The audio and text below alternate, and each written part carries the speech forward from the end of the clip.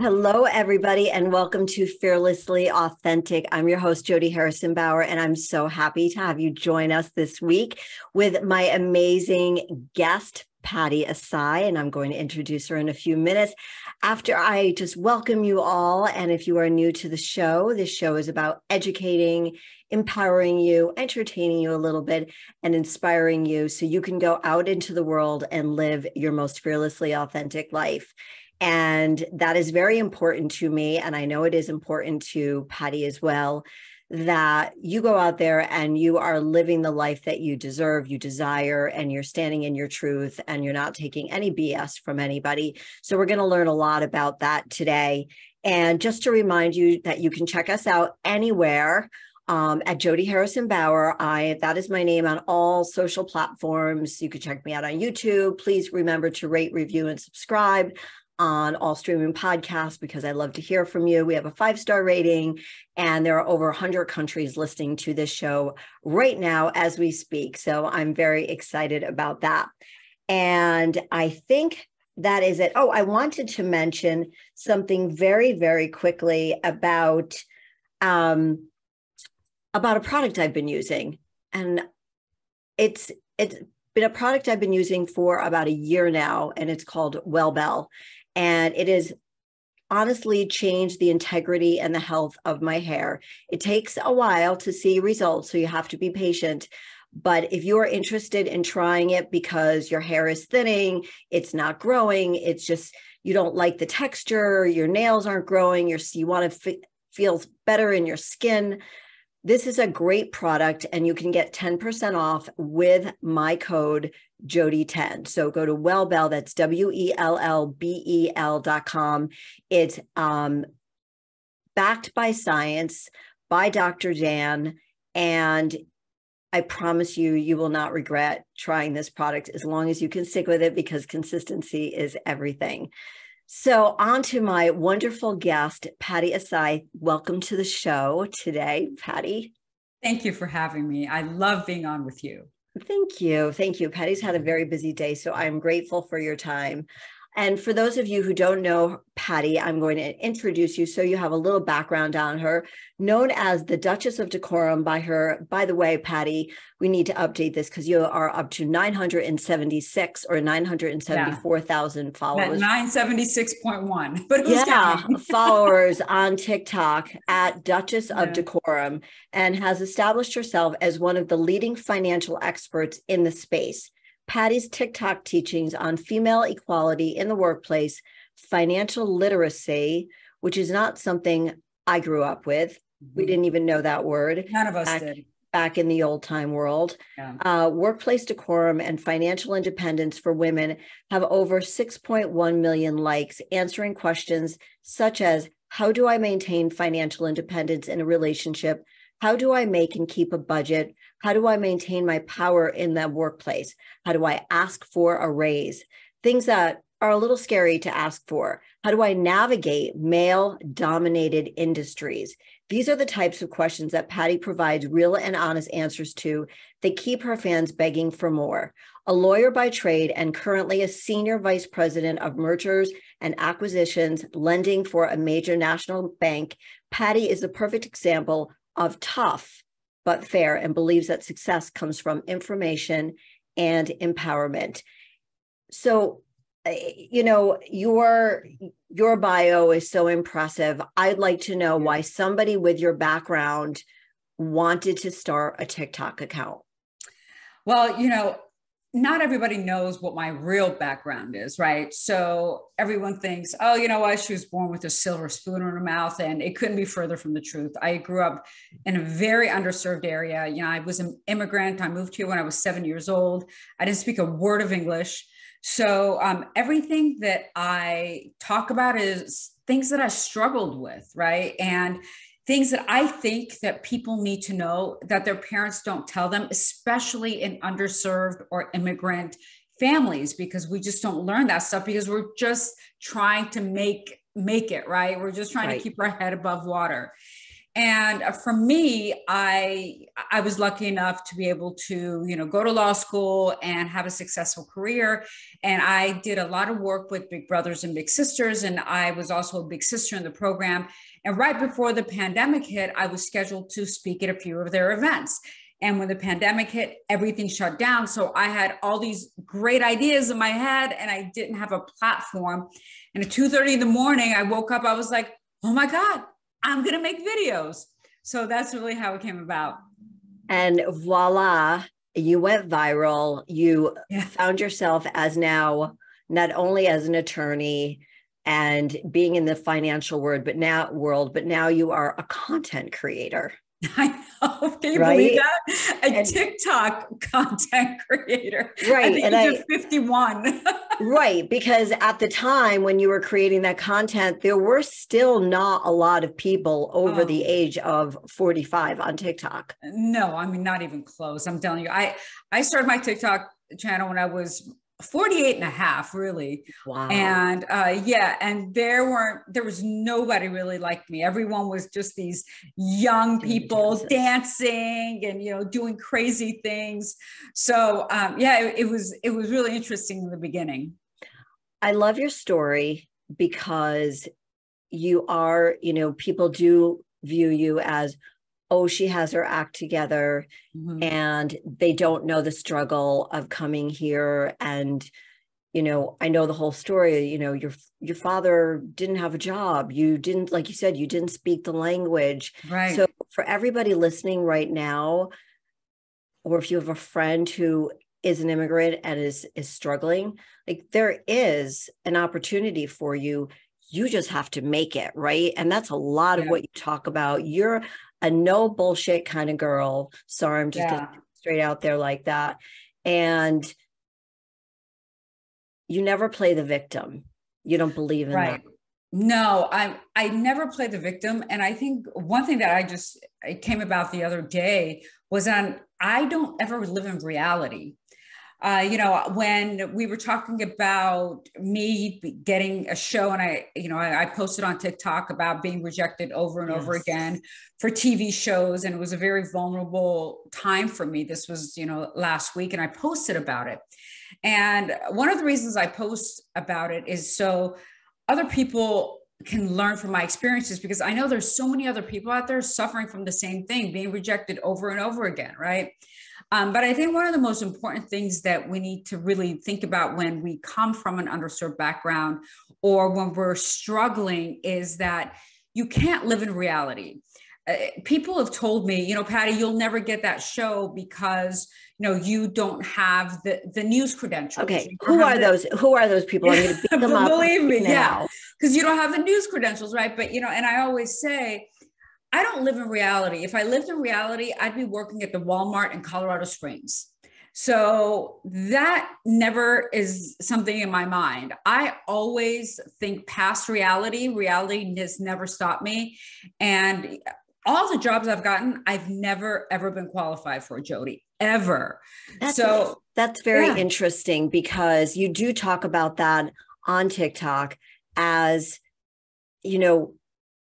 the reality part, but it's like, go for the job that you think that you're qualified for, because more than likely every person who has a successful job out there hasn't been qualified. And I know people who are going through that procedure right now, that process where they're like, I'm just going to apply for these jobs, even though I don't think I'm like, yes, that's what you should be doing. It's the smart thing to do, but I don't think a lot of people have the courage to do it. And that's why your account is so important for people to follow. Thank you. Yes. And, you don't want to reject yourself. Let them reject you. Right. Our problem is we are rejecting ourselves by not even applying. And I think I've said this before in all my TikToks. HP, Hewlett Packard, did a study because women were not applying for the higher level jobs and they couldn't figure out why. So they did the study and they figured out that in order for women to apply for a job, they felt like they had to meet 100% of the qualifications. If they didn't, they wouldn't apply. But the men, only 50%. So those were the people, 50% qualifications that were applying and getting the jobs that were probably not as qualified as the women that weren't applying.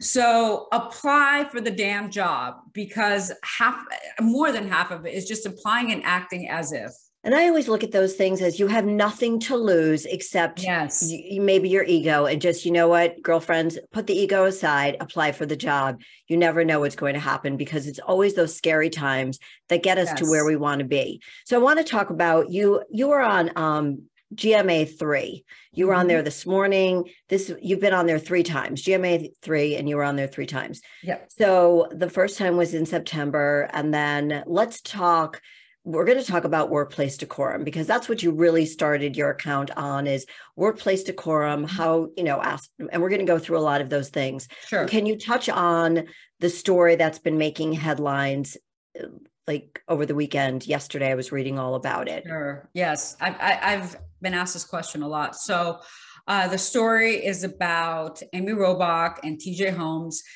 They were the anchors and the hosts for GMA3, which I've been on 3 times. And truth be told, they were nothing but lovely, lovely people. They were professional. They made me feel great. I can't say anything about them personally. However, just in a bigger scheme of things, right? Just let's think big picture. What's happening now, for those that don't know, they have been pulled off the air because of this workplace romance. And for those people who don't know, tell them what happened. Can you explain what happened? Yes. So Amy and TJ, they are both married, but they are separated from their significant others. Their divorce is not final. And what happened is that they started seeing one another, and they started a romance. And it came out on the tabloids that they started a romance. And it was a surprise to their employer. And I think that's actually the biggest issue here. Right. So they were on air for 2 days, and then ABC decided to pull them indefinitely. Yeah, they were fired.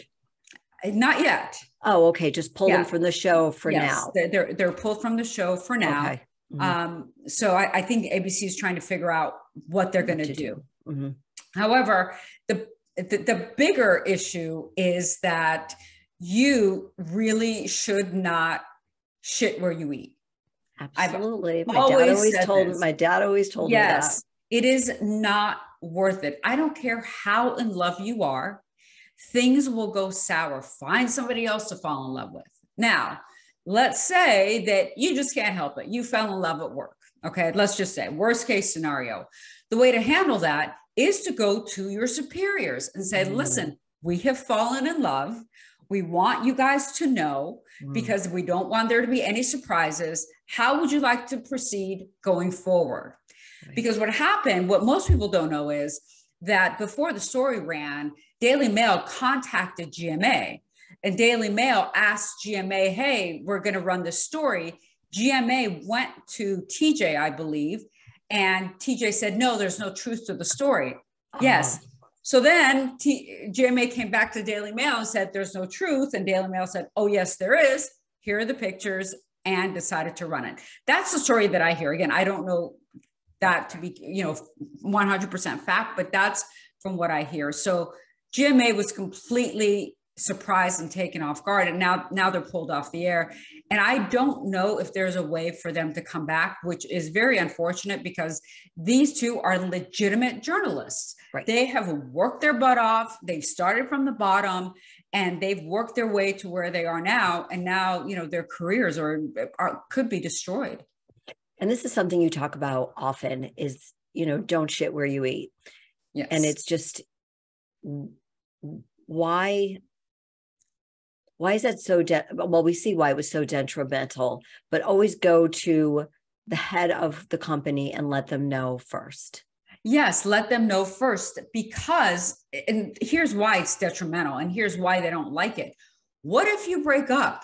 Do you know how weird it's going to be for you guys to be on TV, right? Right. While you've broken up? What if something bad happens? What if, these things all affect the show.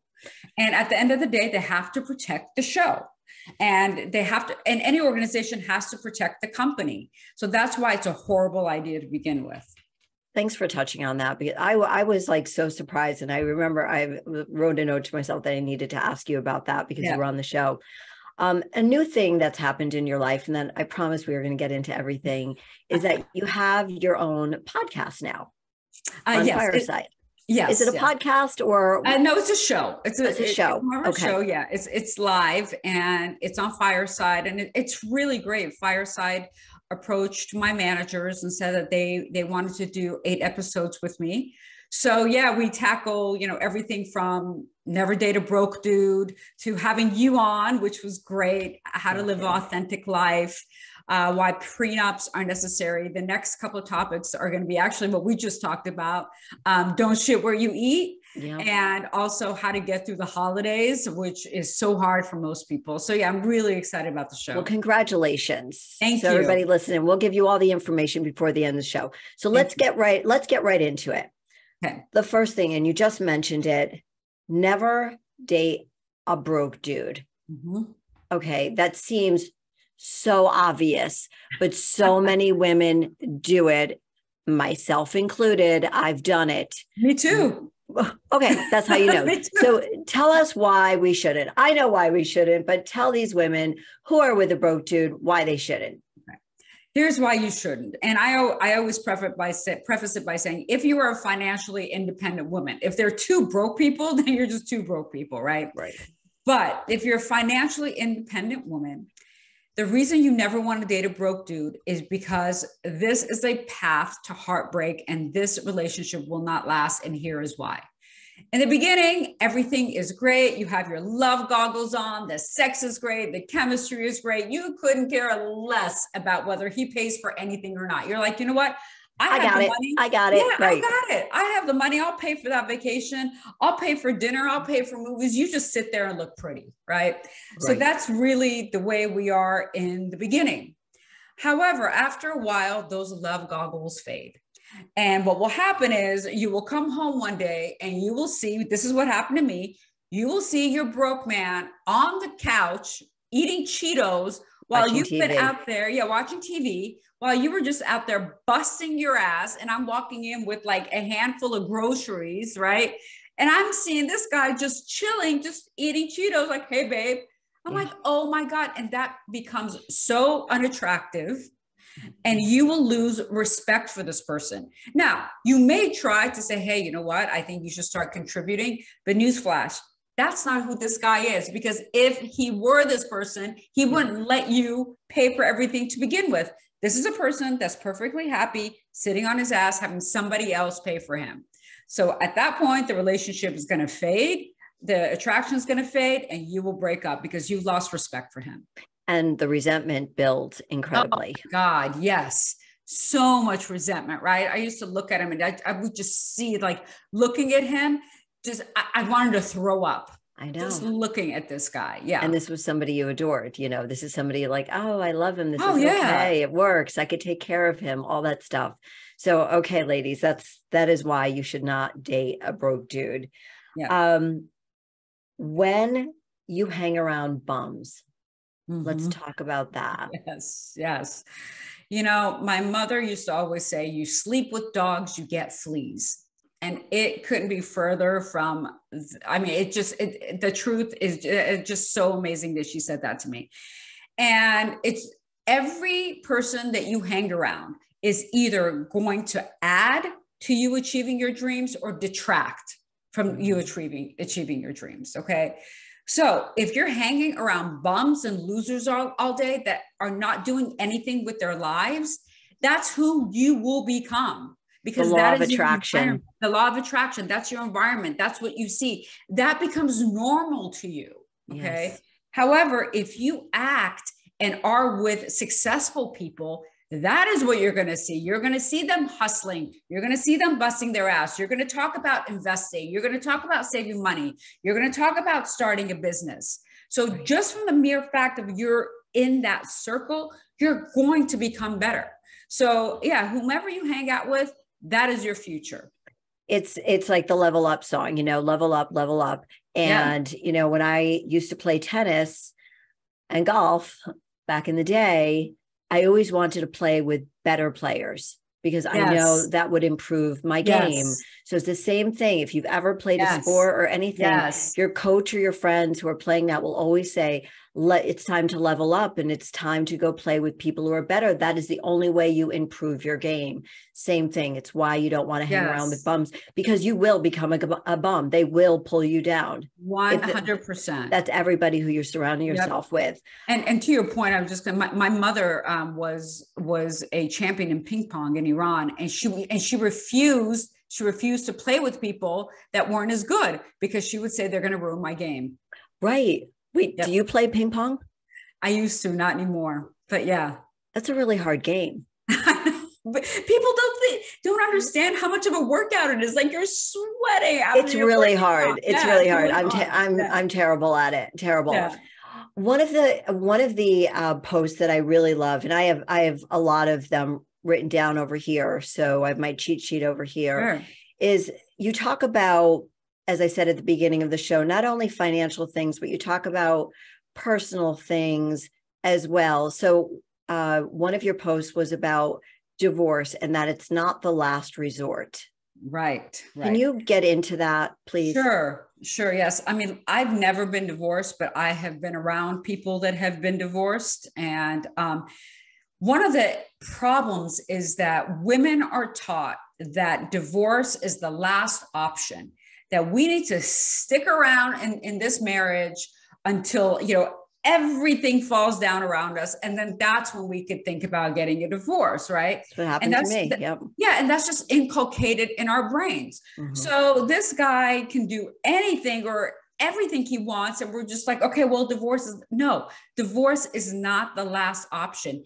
We need to understand that there are red flags that show you that you need to get out of this marriage or relationship. So anytime someone is abusive mentally or physically, anytime someone's a manipulator, when they're dishonest, these are just a few red flags that we need to see very early on. And if you see that, even after you're married, you need to get out of this marriage immediately, because this is really how women end up being dead in marriages, because they think that divorce is the last resort. So instead of thinking that, let's just cut it off in the beginning.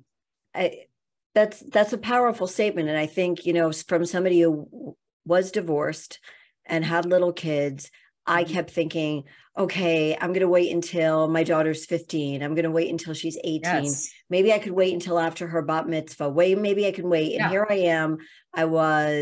Started thinking about divorce at the age of 38, didn't end up really getting divorced until I was 42 because I was so scared. And that's why it was such a monumental change in my life, because I said, okay, I'm taking drugs to chill me out. I'm taking Valium. I'm taking Zoloft just so I could deal with this man. And this isn't the woman I want to show my daughters that I am. And it took so much courage for me to divorce somebody who was an attorney in the divorce world. Right. And he just, it was a very, very, very, he was a forensic accountant. So I couldn't get anybody to help me with my case unless I hired somebody from Pennsylvania. So I had to weigh all those things out. But it was very scary. But I do agree with you. Notice the red flags, notice the dishonesty. It's not going to change. And as women, and I think you could agree with this, we think we could always change them, right, Pattie? Oh, yes. We think that we can change these people. Yeah. And I'm here to tell you that you cannot change someone. They can change if they really want to change, but this change doesn't happen overnight. Mm-mm. This takes years and years and years of therapy, years of failing, years of, just going through it in order for them to change. So don't think, oh, I'm going to stick it out with him and he's going to change because he said he's going to change. It never happens that way. You need to go on. You need to live your own life. If he changes, truly changes, and then comes back, then that's different. And you could see that years later, but immediately No, I agree with you. I agree with you. And you did a TikTok with Kevin from Shark Tank. I mean, you didn't do it with him. You Yes, were yes, the yes, yes. what is it, Is like it, a is duet? it, I still, yeah. I need a tutorial from you. I still don't know how to do those duet things where somebody's talking and you're agreeing with them or Yeah, commenting that's a on them. duet. Yeah, A that's a duet. duet. Yes. I haven't Yeah. figured out how to do it. I don't know why. I know it's not very hard, but anyway. Yep. And he talks about never merging accounts, right? Yes, yes. That, In a marriage. oh my gosh, that is a kiss of death. You never want to merge your accounts. Why? Because you want control over your own damn money. What is the point of making your own money if you can't control it? And the perfect example is Erica Jane, the Real Housewife. Okay. Mm-hmm. So she's married to, she's married to this billionaire and she was making so much money and she was just giving it to him. Right. She goes, I would just give him the money. And at the end of the day, she's like, what? I didn't have access to the money because once it went down, she didn't have access to it. Keep your own money, keep it in an account that you only have control over, nobody else. And that's it. You are setting yourself up for a lot of pain, a lot of disappointment, and really danger if you are not financially independent and have your own money. Right. And if you want to start, have an account that you have together, leave that in there for like the bills for the house or something like that. But that's not all your money where they have access. Yes. No, you have a joint account where you contribute for the household expenses. That's it. The rest of the money, it's yours to do whatever you want with. Ladies, listen, because guess what? I did everything wrong. And so I so appreciate the advice that you're giving to women my age and younger. Obviously I've learned since, but hopefully I have. But, there's still a lot of women learning. Right? Exactly. Yeah. So we're going to take a break. We're going to come back with a lot of other topics with Pattie Ehsaei, who is Duchess of Decorum on TikTok. Stay with us. We'll be right back in a few minutes. Welcome back, everybody. I'm with Pattie Ehsaei, TikTok's Duchess of Decorum, who talks about decorum at work, earning money, saving money, business plans, respect. I mean, you name it. It's all about female empowerment, and I adore her. So welcome back to the show, Pattie. Thank you. We were talking about divorce. We were talking about money, accounts, and so on before the break. And one of the things that really goes to my heart, because I've dealt with it myself, not necessarily, yes, in the workplace and out of the workplace, but when a woman gets dismissed, how do you deal with that first in the workplace? Yes, so there's so many studies that show that women get dismissed in the workplace because men talk over them and raise their voice. So it intimidates women. So we're just quiet, right? And that for some reason that seems to be acceptable in the workplace. And the way that I've always dealt with it is you have to call it out. And you have to call it out personally and professionally. So what I always do, I always say, excuse me, I was making a point. Please allow me to finish my statement before interrupting me. And you basically, that's it. Right. You say that, and then they will be quiet, because at that point, you're putting them on notice that they cannot intimidate you by raising their voice, by talking over you, that you're not going to put up with it. It's great advice. Yeah. It's simple, right? I think the simpler, the better, because men, and I'm not generally speaking, but overall, men understand simple statements. I'm not saying they don't understand complex issues. Yes. But I know that in a prior relationship outside of the workplace, I had to literally put my hand in front of his face when he would be ready to dismiss me or say something disrespectful. Right. And I said, stop. And of course, he mimicked me, made fun of me, and said, what's with the hand? I said, that's my way of setting up boundaries and letting you know that I have the floor right now. Don't dismiss me. Right. And that really worked. I think maybe they'll need to hear it once or twice, because sometimes if a man is too arrogant and so arrogant, they will not listen to you the first time. Right.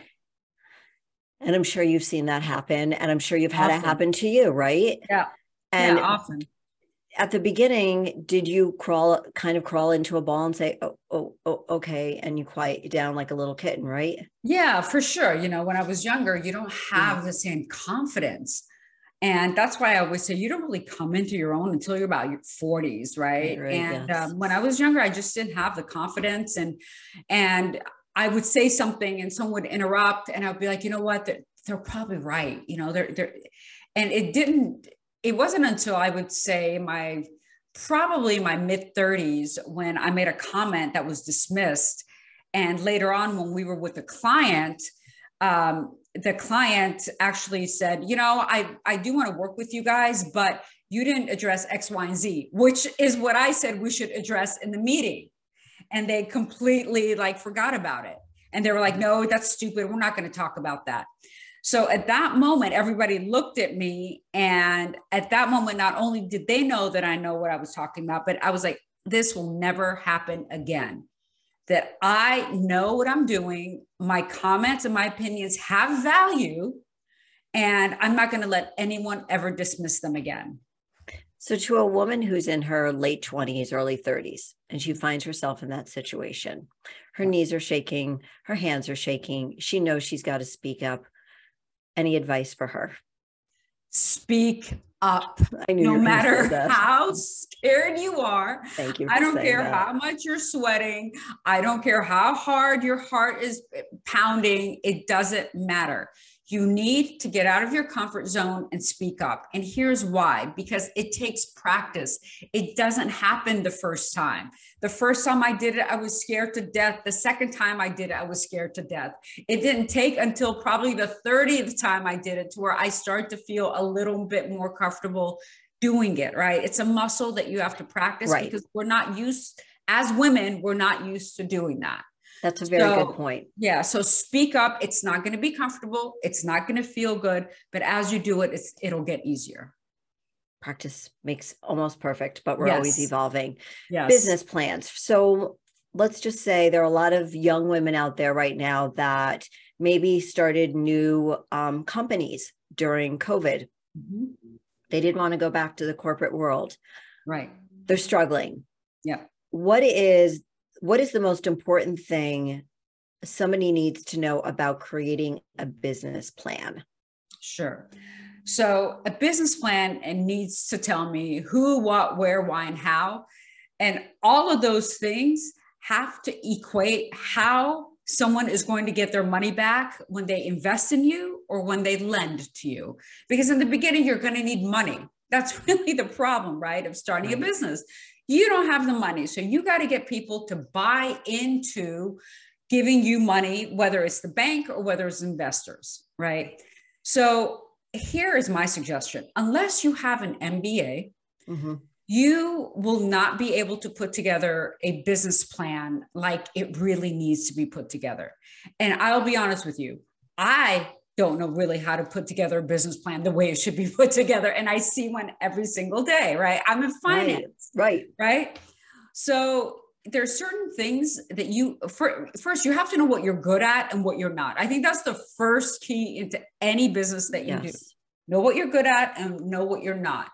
And most people are not good at business plans. So what you need to do is you need to hire a freelancer. And I said, I love Fiverr Business. You go and you hire a freelancer. It costs you $500 to $1,000, but the business plan that you get is so good, looks so legit that anyone that looks at it is going to be like, oh my God, this person knows what they're doing. So, and you probably know what you're doing, but you just don't know how to express it in a business plan. Right. Something to present. So that's exactly. Very, very important. I've used Fiverr also. Yeah. It's really, really good. Yeah. How do you find, and this is what I was saying at the beginning of the show, that you talk about personal things, but you also talk about financial things and decorum. One of the things that you talked about is how to find real love. Now, you're not a relationship expert. Right. So I'm going to just ask you, why did you bring up this topic on your TikTok? Because I think people misunderstand love for lust. Because I have done that. Yes. So the Buddhists say this isn't my saying, that when you meet someone and your palms get sweaty and your heart starts racing, that is not the right person for you. When you meet someone and they make you feel at peace and they make you feel calm, that is the right person for you. And, of course, the attraction has to be there, right? But I think we just mistake lust for love. And we just jump into these relationships head first, get married, whatever, so fast, so quickly. And we really don't know this person. It takes about 1.5 years for all the skeletons to really come out of the closet, and you can't be looking at the way someone is in 3 months that you've known them. You have to know the extent of their lives. It's, I was watching some show when my daughters were visiting during Thanksgiving, and we're watching some corny Hallmark shows, and it was all about, so do I. And there was one where they said, oh, if your palms get clammy, that's the man for you. And I'm like, no, that's the person you want to have a lot of sex with. Yes. But that's not the person who is your partner, your life partner. Right. Exactly. And that's what I think so many women and men need to understand, because you do speak primarily for the woman to empower her. But, I'm sure there are lots of men or women who are saying, hey, babe, look at this. Like, this is what I'm talking about. And I think that's what's so important. 'Tis the season. You're giving a lot of holiday tips about tipping. So I love that. I commented to you on your account. What is the protocol for holiday tipping? Okay, so the protocol is that you are supposed to tip anyone that you do business with on a regular basis throughout the year. So your babysitter, your dog sitter, your hairdresser, and even people that you don't do business with, but who provide a service to you, like your mail person, for example, or the sanitation people. And the rule is that if you pay them directly, like, your housekeeper, for example, you should give them 1 to 2 times what the service fee is for a regular service, right? If you don't pay them directly, like the mail person or sanitation person, give them between $25 to $75. You can give them a gift card, but I always suggest cash. Everybody loves cash. Everybody loves cash, especially during the holiday season. Exactly. Everybody wants cash. Just give them cash. Let them do whatever they want with it. I've never had anybody say, no, I'd rather have a gift card. Can I have a gift card to TJ Maxx, please? So I hope everybody understood that. So you give them 1 or 2 times. So if you're paying your housekeeper $200 a week, for her Christmas gift, their Christmas gift, you give them $200. $200 to $400. $400. Yes. Right. So that's a great rule of thumb. And then you went on to talk about buying gifts. And I see this with so many people that they don't have a budget for Christmas gifts, for holiday gifts. Yeah. They go hog wild and they spend the entire year with that maxed out credit card. Yep. And it's, I don't know if it's an ego thing, if they feel bad. I don't know what it was. I was recently talking to somebody who's like, hey, listen, I hope we don't have the whole family over here because I don't have the money to buy everybody gifts this year. Right. So what do you suggest to people who are trying to figure out how much to spend? Yes. So the rule is that you are not to spend more than 1% of what you make annually on holiday presents. So if you make $100,000 a year, you don't spend more than $1,000, period. And under no circumstances do you go into debt buying gifts, period. Because gifts are optional. They are not mandatory. Okay. So get this thing out of your head that you have to give everyone a Christmas gift. Now, if you have a little bit of money, what you could do is, I always say, make some baked goods. So if you go to the dollar store, you can get some craft stuff, a little basket. I actually did the math. It comes out to about $5, a little basket of cookies or brownies or something like that. Okay. And that's always great. People love sweets during the holidays. It's great. If you can't afford to do that, that is perfectly okay. There's no shame in your game. What you say is, you put your friends and family on notice that this year you are budget conscious and buying gifts is not going to fit within your budget. However, you would love to spend some time together and bring in the holidays together and just enjoy them. That's a better gift than anything else you can give them monetarily. And I think people feel uncomfortable saying that, Pattie. Yeah, I They know. don't, they, and again, we're going back to having that courage, like not being dismissed in a boardroom. It's that muscle you have to start exercising to stand up for for yourself, stand in your power, and speak the truth. And at the end, everybody, they should understand if they don't understand that those aren't your people. Oh, right. Absolutely. I mean, you are willing to go into debt to make yourself and your life uncomfortable because you don't want to, hurt somebody else because you're not buying them a holiday gift. I mean, just think through that a little bit. That's just ridiculous. If someone loves you, they would not want you to go into debt. They would be like, oh, you know what? No problem. I understand. They would cheer you on for wanting to be financially responsible and say, yes, let's spend some time together and we're cool. So it all comes down to fiscal responsibility. And I mentioned this in your intro. I don't know if the words were exactly fiscal responsibility, but it is. And it's not taught in school. No. So where can somebody who hasn't been brought up understanding fiscal responsibility, doesn't have, you talk about how to manage money and how to save money. So can you share your wisdom on how to save, how to budget yourself? Sure. So this is the way that you save your money, and this is how you budget. First, you need to really have and stick to a budget. So go online, get a budgeting tool. Most of them are free. Some of them you have to pay for a little bit, but that's okay. And plan your budget for the rest of the year, and you stick to it. But general rule is you need 4 accounts. And I've always said this is the best way for you to be financially responsible. One is an account for your needs. That is for your car payment, your rent, your mortgage, all your bills, all of that. And 50% of what you make should go into that account. Your next account is for your play money, for your wants. No more than 30% of what you make should go into that account, 30% maximum. Okay. Your next account is a savings account for your emergency fund. 10% goes into the emergency fund. And then you have a savings account. 10% goes into the savings account. When you have between 3 to 6 months worth of living expenses in your emergency fund, then you put that 10% into your savings account. And here's the key. You have your employer automatically put that percentage of your paycheck into those accounts so you don't see it. So you don't have to do it manually. And for your savings accounts, you do not have debit cards for that. Because if you have debit cards, you may again be tempted to spend it. That is money that should sit there. And you do nothing else with that money. And that's like in case money stuff. That's what I call it. So as I'm listening to you, it's taking me back to how I would talk to my clients about the food.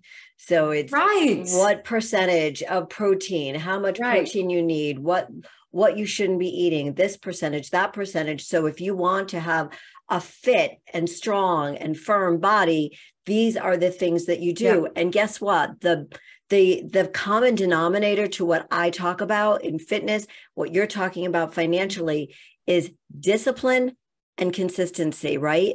Absolutely. Yes. Discipline and consistency. Absolutely. Yes. And if somebody doesn't have the discipline, so they would come to me as a trainer.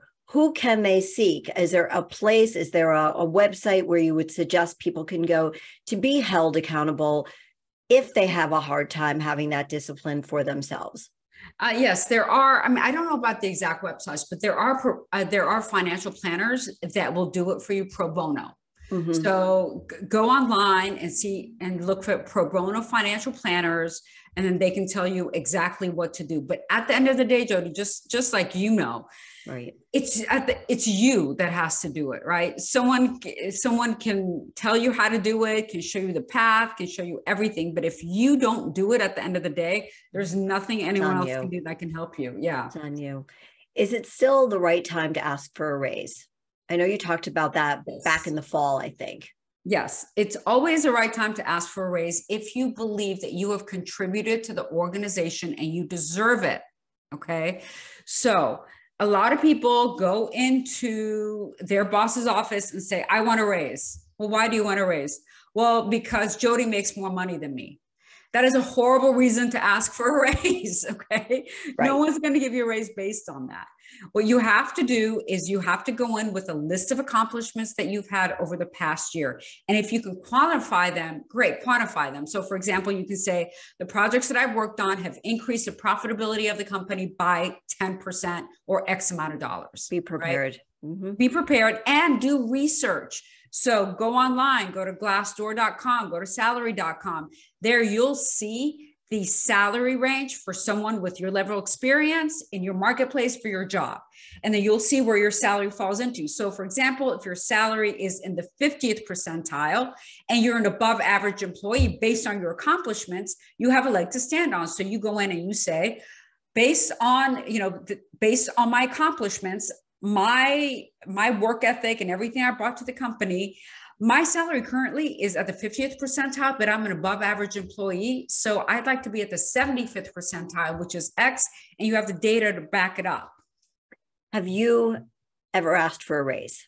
Oh my God, yes, all the time. Me too. I remember when I was in corporate America, I was a buyer. And it was so scary. You know, I'm in my mid to late 20s, and that's exactly what I did. Was I came there prepared. Right. Didn't compare myself to anybody else because that's not part of the story. Right. You have to have the data to back up why you deserve that raise. And I think most employers will respect and listen to that if you have the data to back up what you're doing. And of course, if they're employing you, they should know that you are an above average employee or whatever it is, or you need a reality check and they're like, you suck. Like, no way, get out of here. I was about to fire you. So you can be like living not in reality. Yeah. Amongst the other things that you share on TikTok, that you get very real about yourself. One of the things that you shared at the beginning of the show was, you know, constantly pushing yourself and trying new things and feeling discouraged. And you were really upset. I reached out to you and I was like, what's going on? Are you okay? I'm worried about you, my friend. And that was very sweet. Thank you. Well, I love you. And I didn't like to see you that upset. And I know you've shared some other things that have upset you, but you were really just upset. And what is the reaction from your community? Are they very empathetic, and do they love that you can be so real with them? Because I think in this world right now where everybody's maybe trying to be something they're not, and you're being so fearlessly authentic, how was their reaction to that? Actually, it was beautiful. And one thing that I've always made sure to do is I don't do TikTok videos for reactions. I do them because I feel like it would provide value to someone. Okay, so I don't do it for reactions, but the reaction that I got, 99.9% of them were just so amazing. You could do this. We believe in you. You're great. We pray for you. It was just beautiful. Just reading the comments made me feel so good. And it's amazing how, you know, when people just support you, sometimes you need that. And I am like, pull yourself up by your bootstraps type of person, yes, right? You like are. Yes, you are. That's me.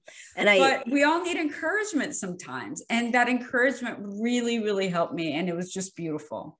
The reason that it caught me so off guard is because of the reason you exactly said. You do not do things for a reaction. Right. You post things that are of value. So when I saw you being like that, that's why. So I was sure that they embraced you and was giving you all the uplifting words and love that you needed, because you've given so much to them.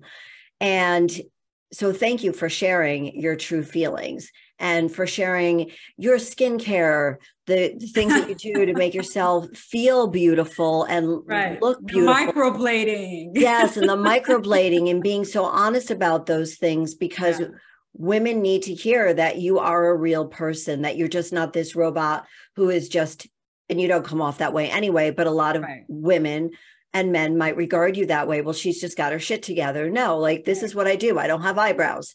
Yeah. This is what I do. I have to take care of my skin. This is how old I Yes. am, and this is what I have to Yes. do. So Yes. with that said, I have the very last question for you. And I can't believe we have 1 minute left. I know. Like, really? So what does it mean for you, Pattie, to be a fearlessly authentic woman? To look fear right in the face and tell it you hit like a bitch. That's what it Oh, is. I That's what like it is. that. Yeah. And I, it's a fear that will kill you and will prevent you from being authentic. And as long as you're authentic, I'm telling you, you are on the right path. It's probably one of the hardest things you will ever do in your life Yes, because fear will creep in. But as long as you always. stay on the authentic path, you will get to where you need to be. Yeah. So don't have a love affair at work. And if you are, tell your No, boss. exactly. Tell us how we can reach you, fireside, everything. Yes. So on Fireside Chats, my show is called Turn the Corner with Pattie Ehsaei. That's actually going to be changed to The Definitive Truth with Pattie Ehsaei. Okay. Or you can find me on Instagram and on TikTok and on Twitter at Duchess of Decorum. Wonderful. Pattie, thank you so much. We got to wrap it up. Jody. Everybody, thank you so much for listening. And until next week, go live your most fearlessly authentic life. Thank you so much for listening today. And Pattie, thank you so much for being a guest. Thank you. It was Everybody. amazing.